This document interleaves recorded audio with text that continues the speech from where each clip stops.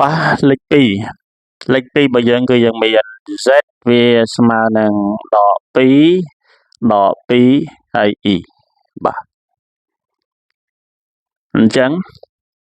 ទី1គឺយើងរក a វាឲ្យឃើញហ្នឹងរក a វាមកនេះ a វាស្មើនឹងរឹសនៃរក a គឺរឹសនៃ a ការ៉េបូក b ការ៉េ a របស់វាគឺដក2 b របស់វាគឺដក2ដែរអញ្ចឹងបានដក2ទាំងអស់លើកឡើងជាការ៉េបូក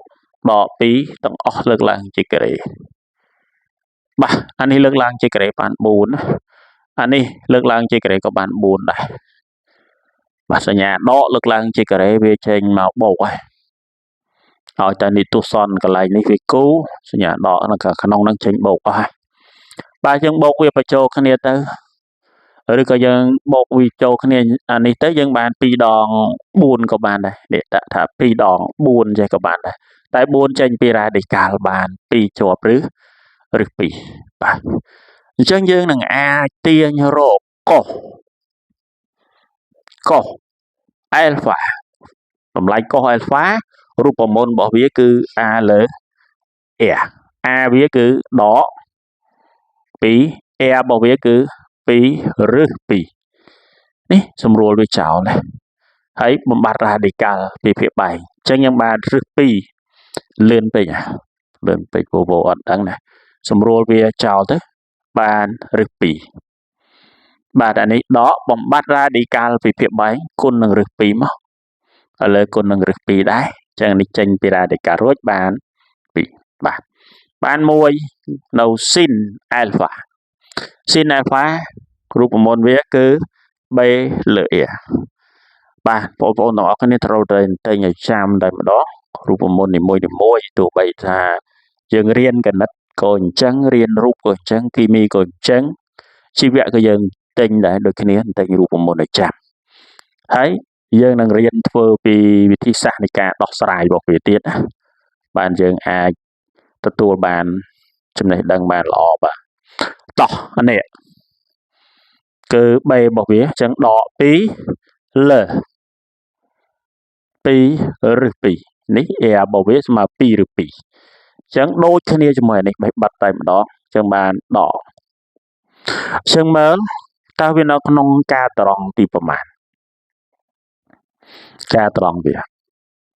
បាទវានៅក្នុងការត្រង់នេះគឺការត្រង់ទី3ការត្រង់ទី3ដោយសារអីដោយសារតែកុសវាសញ្ញាដកស៊ីនក៏សញ្ញាដកមានតែក្នុងការត្រង់ទី3ទេអញ្ចឹងនៅក្នុងពេលហ្នឹងគឺយើងអាចរាប់ក៏បានយើងធ្វើតាមរូបមន្តមួយនេះក៏បានបើបងប្អូនទាំងអស់គ្នារាប់អត់បញ្ហាទេរាប់បានអត់បានមកជុំផងអញ្ចឹងរាប់ស្រួលរាប់ទេណាបាទអានេះវា45ថែមអានេះមួយទៀត90នេះ90យើងផៃលើ2ហ្នឹងគឺ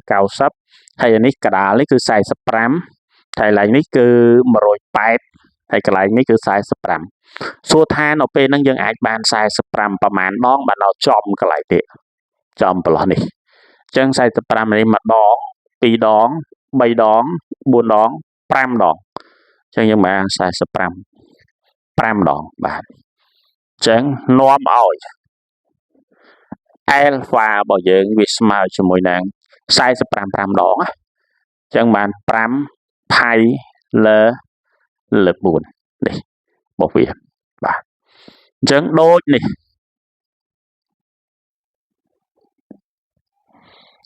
ះអាគុយ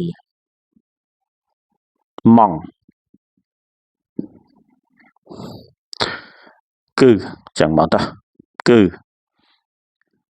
អាល់ហ្វាស្មើនឹង5ផៃភាគ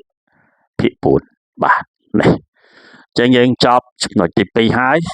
បើបងប្អូនមានចម្ងល់កន្លែងណាយើងអាចខមមិនសួរមកណាតើតួងជាមួយនឹងណាបាទ